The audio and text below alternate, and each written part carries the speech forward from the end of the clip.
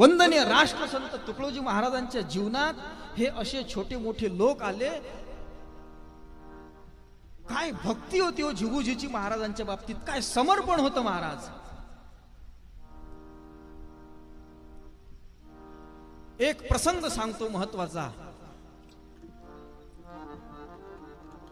जिबूजी हा गरीब माणूस घरचा, आणि ऋषी महाराजांनी म्हटल्याप्रमाणे गरीबों की किस्मत में क्या क्या लिखा है, ये जिस पर बीती है उसे ही पता है। गरीब परिस्थिती, गुडघ्या एवढं होतं आणि एक सदरा तोही फाटला होता। तेवढ्यातच ते जिबूजी समाधान मानत होते। आणि थंडी, फेब्रुवारी महिना होता, फेब्रुवारी 1968 ची गोष्ट आहे। 1968च्या फेब्रुवारी महिन्यामध्ये ते थंडीनं कुळकुळत असताना महाराजांनी पाहिलं आणि महाराजांनी महाराजांच्या अंगातला जो कोट होता तो आपल्या अंगातला कोट काढून त्या जिबूजीच्या अंगात घातला।